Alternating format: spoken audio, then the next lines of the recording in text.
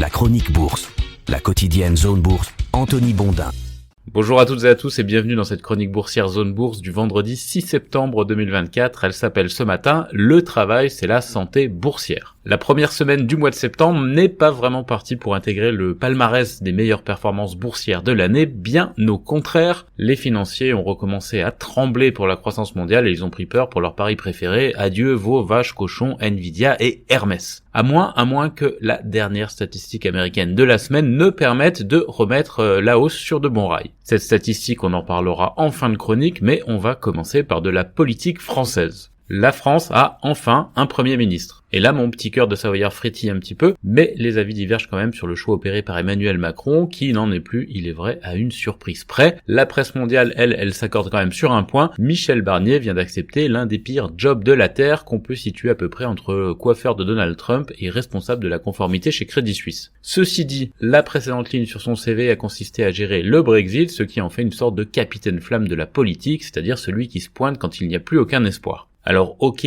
un capitaine flamme un petit peu âgé, d'ailleurs c'est un gros mot, on dit expérimenté, et un capitaine flamme qui a déjà gagné l'épinglette du plus vieux Premier ministre de la Ve République. Alors est-ce qu'il va gagner aussi celle du chef de l'exécutif le plus éphémère du régime ? Eh bien, je ne sais pas, mais les premiers ministres nommés début septembre ont une date de péremption assez courte en général. En 2022 par exemple, Liz Truss avait été nommée un 6 septembre première ministre du Royaume-Uni, poste qu'elle quitta un mois plus tard après avoir involontairement, il est vrai, failli faire s'effondrer les finances publiques de son pays. Ce qui a été visible hier, c'est que l'arrivée de Michel Barnier à la tête de l'exécutif français n'a fait ni chaud ni froid au marché boursier hexagonal. Il était déjà en PLS à ce moment-là, en pleurant la splendeur passée de ses valeurs du luxe. Et oui, après LVMH, c'est Hermès qui a dérouillé hier, le quatuor dit Cole, Cole c'est K-O-H-O-L, je crois que c'est une expression qui avait été inventée par le bureau d'études Alpha Value et qui couvre donc LVMH, Hermès, L'Oréal et Kering. Eh bien ce quatuor a vu son influence reculer à 20% du CAC 40 actuellement, contre 25% au pic d'influence. Cette baisse de 5% a l'air modérée, mais en fait c'est considérable sur l'échelle d'un indice. La baisse du luxe a été alimentée par la crainte de ralentissement économique global, puisque après la Chine, ce sont les États-Unis qui font un petit peu peur à tout le monde.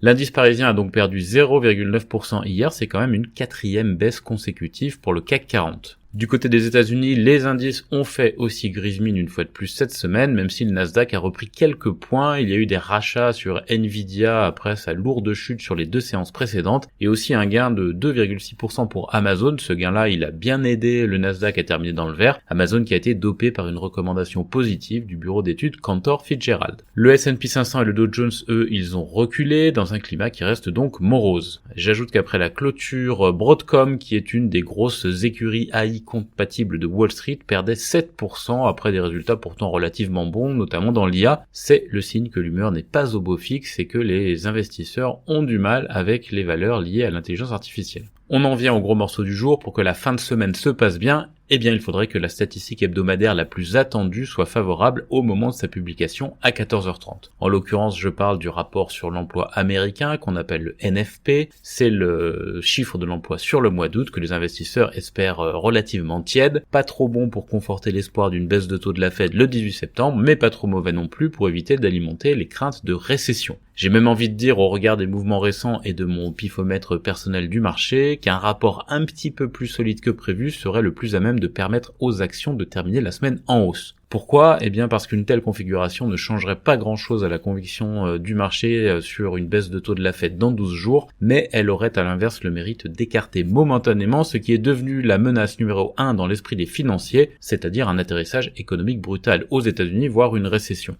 Dans le reste de l'actu du jour, l'OPEP+ a reporté de 2 mois l'augmentation de la production qu'elle avait programmée. Ça, c'est un effort pour stabiliser les cours de l'or noir qui sont redescendus sur leur niveau de l'été 2023. À ce stade, l'annonce n'a quand même pas provoqué de gros rebonds, mais elle a semblé mettre un plancher là où il n'y en avait plus. Le Brent a quand même perdu 5,5% depuis le début du mois de septembre, après avoir déjà cédé 10% sur juin-juillet. En Asie-Pacifique, Tokyo enchaîne une 4e séance consécutive de baisse en lâchant 0,7%. La Chine continentale perd 0,3% 1%, pendant que la session du matin de la bourse de Hong Kong a été annulée à cause d'une alerte au typhon. L'ambiance est sombre aussi en Inde, moins 0,9%, et en Corée du Sud, moins 1,3%. En revanche, l'Australie gagne 0,3% à la clôture et Taïwan progresse de 1,1%. Les deux marchés terminent donc la semaine en hausse, sans pour autant sauver leur bilan hebdomadaire. Les indicateurs avancés européens, ils sont eux légèrement ancrés dans le rouge ce matin. C'est un signe de la nervosité qui règne avant l'emploi américain. Dans l'actualité des sociétés sur le marché français, l'UE a demandé des inspections sur les A350 d'Airbus à réacteur Rolls-Royce après un incendie moteur chez Cathay Pacific. Stellantis va investir 385 millions de dollars dans une usine en Argentine. Pernod Ricard a abandonné le contrat de sponsoring du PSG après la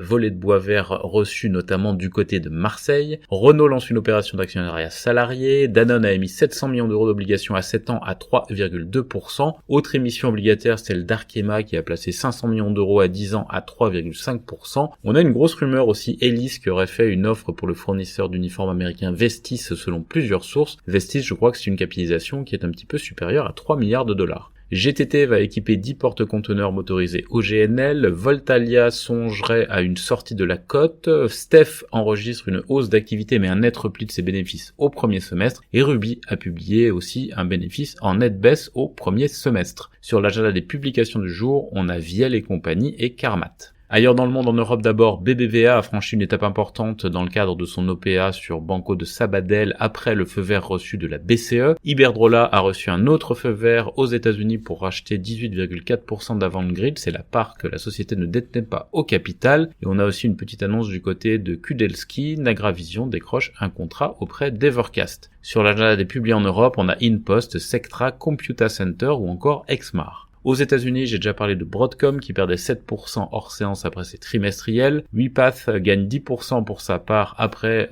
ses trimestriels et Samsara gagne 5% pour la même raison. Intel pourrait céder une partie de ses actions Mobileye pour se financer. Seven & I a jugé l'offre de Alimentation Couche-Tard trop peu élevée et l'a donc repoussée. Larry Ellison devrait contrôler avec sa famille Paramount Global après l'achat par Skydance Media de la participation de la famille Redstone. Et Salesforce a racheté Company, un fournisseur de solutions de protection de données pour 1,9 milliard de dollars. Par ailleurs, Vista et Blackstone seraient en pourparlers pour l'acquisition de l'éditeur de logiciels Smartsheet selon les informations de Reuters. Autre info Reuters, Qualcomm aurait envisagé d'acquérir des éléments de l'activité de conception de puces d'Intel. Enfin, FedEx a investi dans la société Nimble qui est spécialisée dans la robotique d'IA afin de dynamiser sa chaîne d'approvisionnement. Sur l'agenda des publiés aux États-Unis, il n'y a qu'une société, c'est Fastenal aujourd'hui. Enfin, en Asie-Pacifique, la Chine a fusionné Guotai Junan et Haitong Securities pour créer la plus grande société de courtage du pays. Toyota et Nissan soutiennent l'investissement dans les capacités de production de batteries sur le sol japonais selon Nikkei, et les pertes de NIO au deuxième trimestre se sont réduites de 16% alors que son revenu a doublé. Les actions cotées à Singapour gagnaient 12% en séance. Voilà, vous savez à peu près tout ce qu'il fallait savoir en préouverture de la dernière séance de la semaine. Je vous souhaite une très bonne journée à toutes et à tous.